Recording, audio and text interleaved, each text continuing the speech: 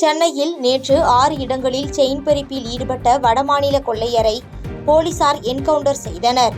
சென்னையில் நேற்று மற்றும் 6 இடங்களில் வயதானவர்களிடம் செயின் பறிப்பில் ஈடுபட்ட சம்பவம் பெரும் பரபரப்பை ஏற்படுத்திய நிலையில் கொள்ளையர்களை தேடி வந்த போலீசார் பின்னர் சென்னை விமான நிலையத்தில் கொள்ளையர்களை கைது செய்தனர்.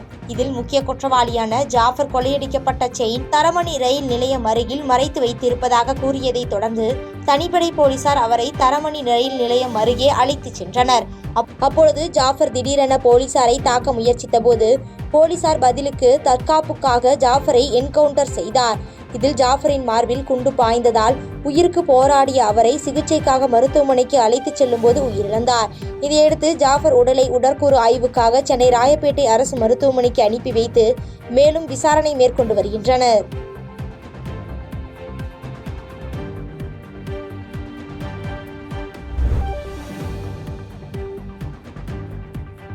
ஏப்ரல் 2ஆம் தேதி நடைபெறும் அகில இந்திய மார்க்சிஸ்ட் கம்யூனிஸ்ட் கட்சி மாநாட்டில் தமிழக முதலமைச்சர் மு.க. ஸ்டாலின், கேரள முதலமைச்சர் பினராயி உள்ளிட்ட தலைவர்கள் பங்கேற்க உள்ளதாக மாநில செயலாளர் சண்முகம் தெரிவித்துள்ளார். இந்திய மார்க்சிஸ்ட் கம்யூனிஸ்ட் கட்சியின் 24வது அகில இந்திய மாநாடு ஏப்ரல் 2ஆம் தேதி முதல் 6ஆம் தேதி வரை நடைபெற உள்ளது. இதுகுறித்து மதுரையில் மாநில செயலாளர் சண்முகம் செய்தியாளர்களை சந்தித்து பேட்டியளித்தார். அப்போது பேசிய அவர், ஏப்ரல் 2ஆம் தேதி நடைபெறும் மாநாட்டில் அகில இந்திய தலைவர்கள், தமிழக முதலமைச்சர் மு.க. ஸ்டாலின், கேரள முதலமைச்சர் பினராயி விஜயன் உள்ளிட்ட ஏராளமான தலைவர்கள் பங்கேற்க இருப்பதாக தெரிவித்தார். மேலும் தொடர்ந்து பேசிய அவர், தொகுதி மறுசீரமைப்பு மேற்கொண்டு வரும் மத்திய அரசின் சதியை முறியடிக்கக்கூடிய வகையில் நடவடிக்கைகளை மாநாட்டு மூலம் ஏற்படுத்துவோம் என்றார். 4ஆம் தேதி 3ஆம் தேதி மாலை மாநில உரிமைகளை பாதுகாப்போம் என்கிற சிறப்பு கருத்தரங்கம் என்பது தமிழகத்திலே நடைபெற இருக்கிறது. இந்த கருத்தரங்கில் கேரள மாநில முதலமைச்சர் மதிப்பிற்குரிய பினராயி விஜயன் அவர்களும், தமிழ்நாடு முதலமைச்சர் மாண்புமிகு மு.க. ஸ்டாலின் அவர்களும், கர்நாடகத்தினுடைய முதலமைச்சர் வர இயலாத நிலையில் அவர் சார்பில் அவங்களுடைய வருவாய்த்துறை அமைச்சர் கிருஷ்ண பைரகவுடா அவர்களும் கலந்து கொள்ள இருக்கிறார்கள்.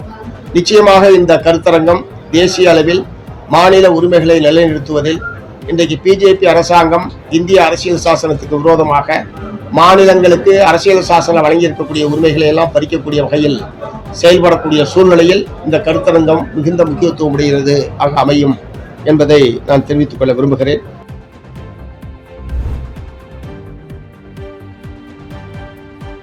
வாலாஜா அரசு மருத்துவமனையில் பிரசவத்திற்காக அழைத்துச் சென்ற பெண்ணை சுமார் 2 மணி நேரம் காக்க வைத்து அலட்சியமாக செயல்பட்ட மருத்துவர் மீது நடவடிக்கை எடுக்க கோரி புகார் எழுந்துள்ளது. ராணிப்பேட்டை மாவட்டம் ஆற்காடு அருகே உள்ள கிருஷ்ணாபுரம் பகுதியைச் சேர்ந்தவர் சுவாதி.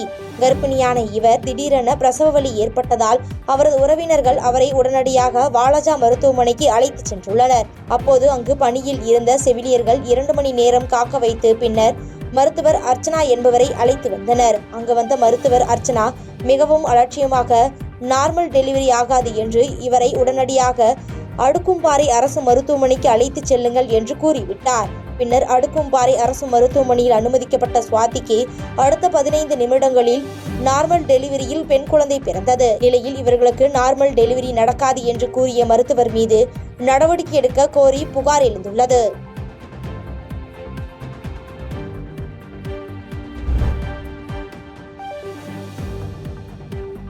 கோவையில் டிவி சத்தம் அதிகமாக வைத்ததை தட்டி கேட்ட லாரி ஓட்டுநரை அடித்து கொலை செய்த நபரை போலீசார் தேடி வருகின்றனர். கோவை சுந்தராபுரம் அருகே செட்டிப்பாளையம் ரோடு ஈச்சனாரி சாலை சந்திப்பில் சிமெண்ட் மற்றும் கட்டிட பொருட்கள் விற்பனை கடை உள்ளது. இங்கு திண்டுக்கலைச் சேர்ந்த ஆறுமுகம் கடந்த 1 மாதத்திற்கு முன்பு வேலைக்கு சேர்ந்து கடையில் உள்ள பொருட்களை மினி லாரி மூலம் வீடுகளுக்கு கொண்டு சென்று சப்ளை செய்யும் ஓட்டுநராக வேலை பார்த்து வந்துள்ளார். இவருடன் கேரள மாநிலத்தைச் சேர்ந்த சியாஸ் என்ற வாலிபரும் வேலை பார்த்து வரும் நிலையில் இவருடன் கடையின் மேல் தளத்தில் உள்ள அறையில் தங்கியிருந்து வேலைக்கு சென்று வந்துள்ளனர். இந்த நிலையில் நேற்று இரவு இருவரும் மது அருந்தியுள்ளனர். அப்போது அறையில் சியாஸ் டிவியில் அதிக சத்தம் வைத்துக் கொண்டு நிகழ்ச்சியை பார்த்ததாக கூறப்படுகிறது. இதனால் தூங்கிக் கொண்டு இருந்த ஆறுமுகம் எழுந்து அவரிடம் சத்தத்தை குறைக்குமாறு கேட்டதை அடுத்து இருவருக்கும் இடையில் வாக்குவாதம் ஏற்பட்டுள்ளது. இதனால் ஆத்திரமடைந்த சியாஸ் அங்கு கிடந்த காலி மது பாட்டிலை எடுத்து ஆறுமுகத்தை தாக்கியுள்ளார். அப்போது ஆறுமுகத்தின் அலறல் சத்தம் கேட்டு வந்த அக்கம் பக்கத்தினர் உயிருக்கு போராடிய ஆறுமுகத்தை மீட்டு அரசு மருத்துவமனையில் அனுமதித்தனர். அங்கு சிகிச்சை பெற்று வந்த ஆறுமுகம் இன்று சிகிச்சை பலனின்றி உயிரிழந்த நிலையில் போலீசார் இதுகுறித்து வழக்கு பதிவு செய்து தப்பி ஓடிய சியாஸை தேடி வருகின்றனர்.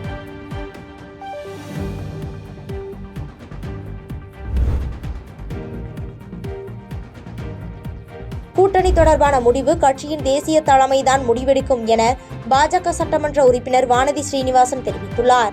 சென்னை தலைமை செயலகத்தில் பாஜக சட்டமன்ற உறுப்பினர் வானதி ஸ்ரீனிவாசன் செய்தியாளர்களை சந்தித்து பேட்டியளித்தார். அப்போது பேசிய அவர், மத்திய உள்துறை அமைச்சர் அமித்ஷாவை எடப்பாடி பழனிசாமி சந்தித்து பேச்சுவார்த்தை நடத்தியது கூட்டணி தொடர்பாகவா என்பதெல்லாம் தனக்கு தெரியாது என்றும், எதை எந்த நேரத்தில் கட்சி அறிவிக்க வேண்டுமோ அதை அறிவிக்கும் என்றும் பதிலளித்தார். கட்சி தலைவர் அவர்கள் சந்தித்திருக்கிறார். இது தொடர்பான புகைப்படங்கள் எல்லாம் நீங்க பாக்குறீங்க. உள்ள வந்து என்ன பேச்சுவார்த்தை நடந்தது, இல்ல நீங்க கேட்கிற மாதிரி இது கூட்டணி தொடர்பாகவா அப்படிங்கறதெல்லாம் வந்து எனக்கு தெரியாது. அதனால எதை எந்த நேரத்தில் கட்சி அறிவிக்க வேண்டுமோ அதை அறிவிக்கும்.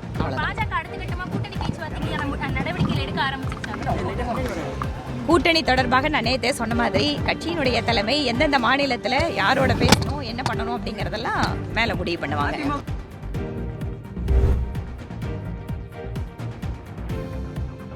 எட்டயபுரம் அருகே காதல் விவகாரத்தில் 17 வயது சிறுமி மீது மண்ணெண்ணெய் ஊற்றி எரித்து கொலை செய்ய முயற்சித்த 2 இளைஞர்களை போலீசார் கைது செய்து விசாரித்து வருகின்றனர். தூத்துக்குடி மாவட்டம் எட்டயபுரம் அருகே கீழ நம்பிபுரம் கிராமத்தை சேர்ந்த ஐயனார் காளியம்மாள் தம்பதியின் 17 வயது மகள் அதே பகுதியைச் சேர்ந்த சந்தோஷ் என்ற இளைஞரை காதலித்து வந்ததாக கூறப்படுகிறது.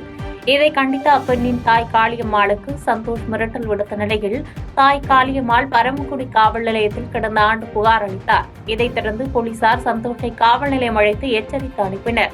இதைத் தொடர்ந்து தாய் காளியம்மாள் தனது 17 வயது மகளை எட்டயபுரம் அருகே கீழநம்பிபுரத்தில் இருக்கும் தனது உறவினர் வீட்டிற்கு அனுப்பி வைத்துள்ளார். இந்நிலையில் அங்கு கடந்த 23ஆம் தேதி தனது நண்பர் முத்தையாவுடன் சென்ற சந்தோஷ் தன்னிடம் பேச மறுத்த சிறுமியை மீண்டும் பேச கூறி வற்புறுத்தியுள்ளார். தொடர்ந்து சிறுமி பேச மறுக்கவே ஒரு கட்டத்தில் தான் மறைத்து வைத்திருந்த மண்ணெண்ணெயை எடுத்து ஊற்றி சந்தோஷ் தீ வைத்துள்ளார். சிறுமியின் அலறல் சத்தத்தை கேட்ட அக்கம் பக்கத்தினர் சிறுமியை மீட்டு மருத்துவமனையில் அனுமதித்த நிலையில் அங்கு அவருக்கு தீவிர சிகிச்சை அளிக்கப்பட்டு வருகிறது. மேலும் இது குறித்த புகாரின் பேரில் எட்டயபுரம் காவல் நிலைய போலீசார் வழக்கு பதிவு செய்து பாதிக்கப்பட்ட சிறுமி அளித்த வாக்குமூலத்தின் மூலம் சந்தோஷ் மற்றும் அவரது நண்பர் முத்தையா ஆகிய இருவரை கைது செய்து பாளையங்கோட்டை சிறையில் அடைத்துள்ளனர்.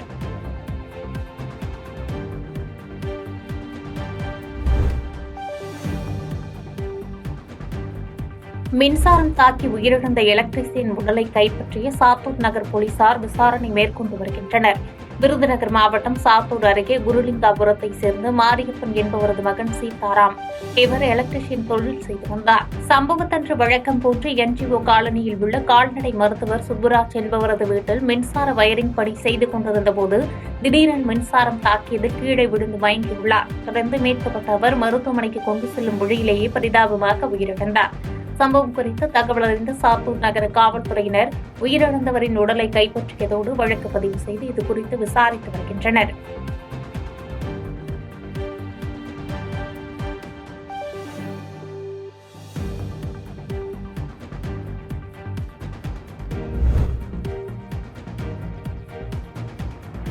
தூத்துக்குடியில் விபத்தில் எலும்பு முறிவு ஏற்பட்ட 12ஆம் வகுப்பு மாணவிக்கு முடநீக்கியல் துறை மருத்துவர்கள் அவசர அறுவை சிகிச்சை மேற்கொண்டு மாணவி தடையின்றி பொதுத் தேர்வு எழுத உதவினர். தூத்துக்குடி அரசு மருத்துவக் கல்லூரி மருத்துவமனையில் கடந்த 23ஆம் தேதி +2 மாணவி ஜான்சிரியா சாலை விபத்தில் காயம் ஏற்பட்டு அவசர சிகிச்சை பிரிவில் அனுமதிக்கப்பட்டார். மருத்துவர்கள் சோதனையில் அவருக்கு வலது காலில் எலும்பு முறிவு ஏற்பட்டுள்ளது கண்டுபிடிக்கப்பட்ட நிலையில் எலும்பு முறிவு ஏற்பட்ட மாணவி 12ஆம் வகுப்பு பொதுத் தேர்வு எழுத வேண்டியிருந்ததால் அன்றைய தினமே தூத்துக்குடி அரசு மருத்துவக் கல்லூரி மருத்துவமனை முதல்வர் மருத்துவர் சிவக்குமார் அறிவுரையின் பேரில் எலும்பு முறிவு முடநீக்கியல் துறை தலைவர் பேராசிரியர் காவலர் மேற்பார்வையில் எலும்பு முறிவு மருத்துவர்கள் வெற்றிகரமாக அறுவை சிகிச்சை செய்து முடித்தனர். உடல் நலம் தேடிய அந்த மாணவி நேற்று வெற்றிகரமாக அவரது 12ஆம் வகுப்பு பொதுத் தேர்வை பள்ளிக்கு சென்று எழுதினார். துரித கதியில் அவசர எலும்பு முறிவு அறுவை சிகிச்சை செய்து தேர்வுக்கு வழி செய்து மாணவியின் எதிர்காலத்தை காப்பாற்றிய மருத்துவர் குழுவை அனைவரும் பாராட்டி வருகின்றனர்.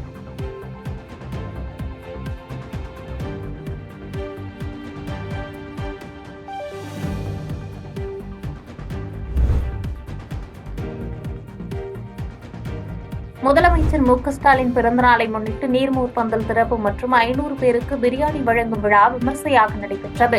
முதலமைச்சர் மு.க.ஸ்டாலின் பிறந்தநாளை முன்னிட்டு திருவள்ளூர் கிழக்கு மாவட்டம் எல்லாபுரம் தெற்கு ஒன்றிய திமுக சார்பில் கன்னிகை பேர் பூச்சி அத்திப்பேடு பகுதிகளில் நீர்மூர் பந்தல் திறப்பு மற்றும் 500 பேருக்கு அறுசுவை பிரியாணி வழங்கும் நிகழ்ச்சி ஒன்றிய செயலாளர் சத்தியவேலு தலைமையில் நடைபெற்றது.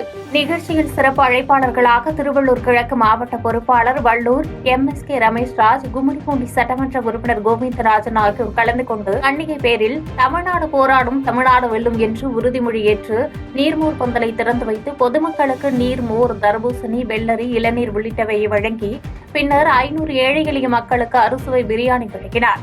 பூச்சி அத்திமேடு பகுதியில் நீர்மோர் பந்தலை மாவட்ட பொறுப்பாளர் ரமேஷ்ராஜ் திறந்து வைத்து நீர்மோர் பழ வகைகளை வழங்கினார்.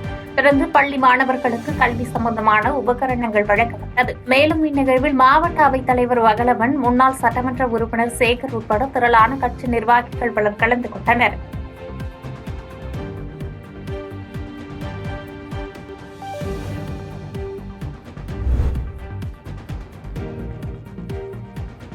சந்திரயான் 2 தோல்வியிலிருந்து பாடங்களை கற்றுக்கொண்டதே சந்திரயான் 3 வெற்றிக்கு காரணம் என்று இஸ்ரோவில் பணிபுரிந்த ஓய்வு பெற்ற முன்னாள் அசோசியேட் டைரக்டர் கல்பனா அரவிந்த் தெரிவித்துள்ளார்.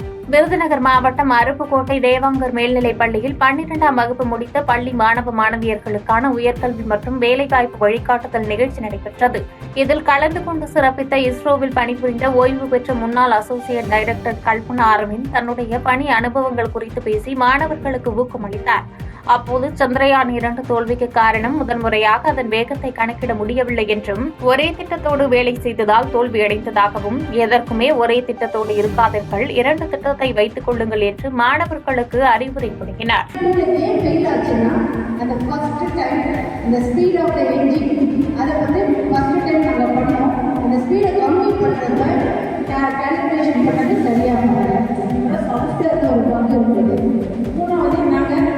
பிளான் ஒரே ஒரு பிளான்ல ஒர்க் பண்ணணும். ஸோ இந்த பிளான் இது வந்து நம்மளுடைய வாழ்க்கை பாடத்துக்கு உதவும். எதையுமே ஒரே ஒரு பிளானில் மட்டும் வச்சுருக்காங்க. ஒரு பேக்கப் பிளான் வச்சுக்கோங்க. படிக்கிறப்ப நான் இதுக்கு தான் போவேன்னு சொல்லி உட்காந்து படிக்கிறீங்க. பட் அந்த கோர்ஸ் கிடைக்கலன்னா மனம் தளர்ந்துடக்கூடாது. பிளான் பி இருக்கணும். ஏன்னா ஒன் இயர் டோன்ட் வேஸ்ட். மனசு 1 வருஷத்துக்கு நான் அடுத்த வருஷம் நல்லா படிச்சு நான் அந்த கோர்ஸே போவேன் பண்ண வேணாம். இன்னொரு கோர்ஸ் படிங்க.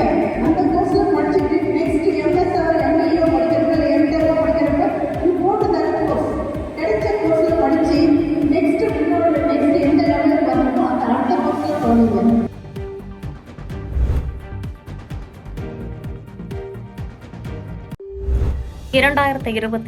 எடப்பாடி பழனிசாமி தலைமையில் ஆட்சி அமைவது உறுதி என்று அதிமுக முன்னாள் அமைச்சர் கடம்பூர் ராஜு தெரிவித்துள்ளார். இன்று நடைபெற்ற சட்டப்பேரவை நிகழ்வுக்கு பின்னர் செய்தியாளர்களிடம் பேசிய அவர் 2026 எடப்பாடி பழனிசாமி தலைமையில் ஆட்சி அமையும் என்றும், எடப்பாடி பழனிசாமி முதல்வராக வருவார் என்றும் தெரிவித்தார். மேலும் 2026 அதிமுக பாஜக கூட்டணி அமைய வாய்ப்புள்ளதா என்ற செய்தியாளர்களின் கேள்விக்கு 2026 EPS புதிய கணக்கை தொடங்குவார் என்று சூசகமாக பதிலளித்தார்.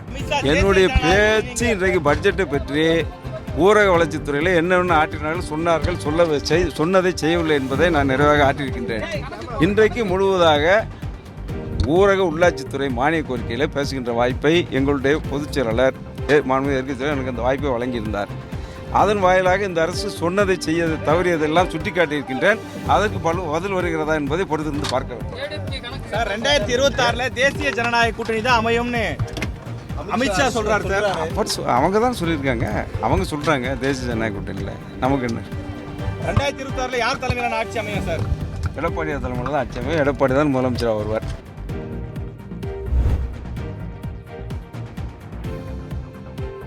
புதுச்சேரியில் 12ஆம் வகுப்பு பள்ளி மாணவியை காதலிப்பதாக ஆசை வார்த்தை கூறி பாலியல் சீண்டலில் ஈடுபட்டதை வீடியோவாக பதிவு செய்து மிரட்டி தொடர்ந்து பாலியல் துன்புறுத்தல் கொடுத்த இளைஞரை கைது செய்த போலீசார் அவரை சிறையில் அடைத்தனர்.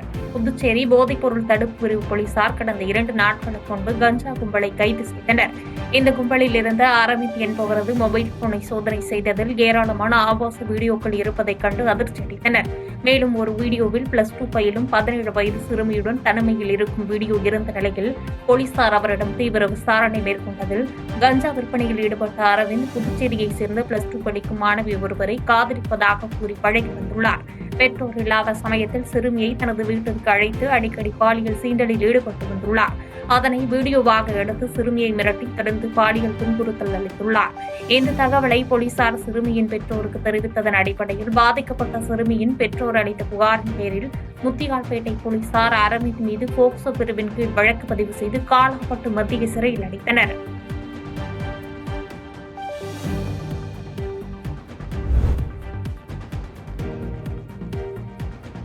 புதுச்சேரி பொதுப்பணித்துறையில் பணி நீக்கம் செய்யப்பட்ட ஊழியர்களுக்கு மீண்டும் பணி வழங்கக் கோரி ஊழியர்கள் சவப்பாடையில் படுத்தபடி சட்டமன்றம் நோக்கி ஊர்வலமாக வந்தவர்களை போலீசார் தடுத்து நிறுத்தியதால் இரு தரப்பினருக்கும் இடையே தள்ளுமுள்ளு ஏற்பட்டது.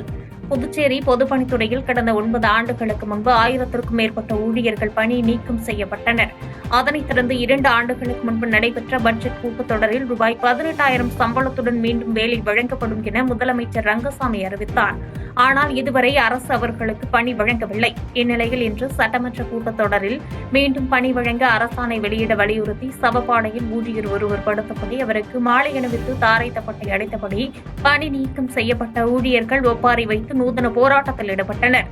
திடீரென போராட்டக்காரர்கள் சவப்பாடையை தூக்கியபடி ஊர்வலமாக செல்ல முயன்றனர். அப்போது அங்கு பாதுகாப்பில் இருந்த போலீசார் அவர்களை தடுத்து நிறுத்தினர். இதனால் இரு தரப்பினருக்கும் இடையே தள்ளுமுள்ளு ஏற்பட்டது. அதனைத் தொடர்ந்து காவல்துறையினர் போராட்டக்காரர்களை வலுக்கட்டாயமாக கைது செய்ததால் பரபரப்பு நிலவியது.